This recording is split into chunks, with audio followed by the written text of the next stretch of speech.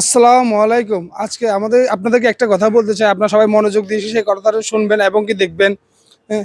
আমি বলতে চাই তসব বিল্লাল ভাইকে নিয়ে আপনারা যারা শুরু করেছেন, তারা মোটেই ঠিক করেনি। কারণ আমি এর পক্ষে বলতেছি না, ওর পক্ষে বলতেছি না। ব্রেইন মেসেজ জুয়েল ভাই আপনাকে বলতেছি, আমি অনেক বড় ভক্ত একজন মানুষ। আপনি যে বলতেছেন উনি ৳১০০ বই নিয়ে ৳১,০০০ বিক্রি করতেছে, করুক না ভাই।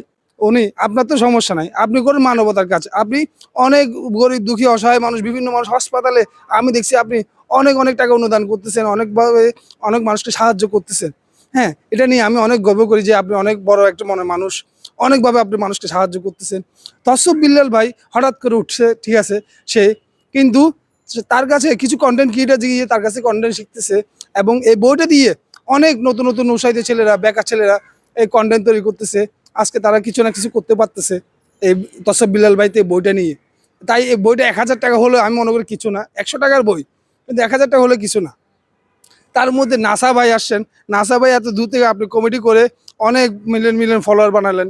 কিন্তু আপনিও তসফ বিল্লাল ভাইয়ের বিপক্ষে যাওয়াটা, তসফ বিল্লাল ভাইকে নিয়ে এত বাজে কথা বলাটা এটা হয় না উচিত।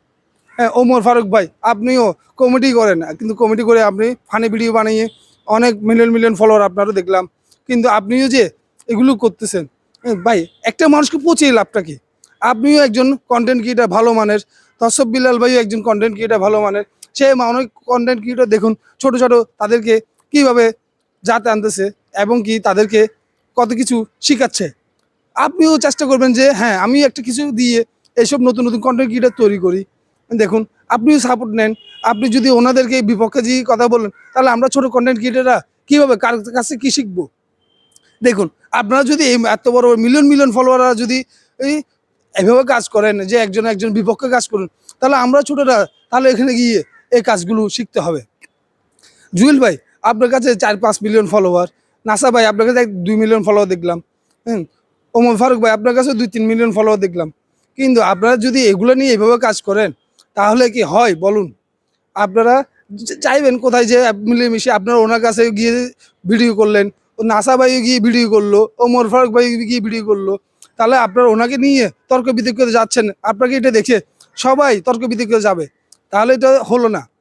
আমার কথা হচ্ছে আপনারা কেউ কারো প্রতি হিংসা হানাহানি না করে, হ্যাঁ? উনি কাজ করতেছে ওনার মতো, আপনি মানবতার কাজ করতেছেন আপনার মানবতার মতো, আপনি কমেডি কাজ করতেছেন, কমেডি ভিডিও বানাচ্ছেন, বানান।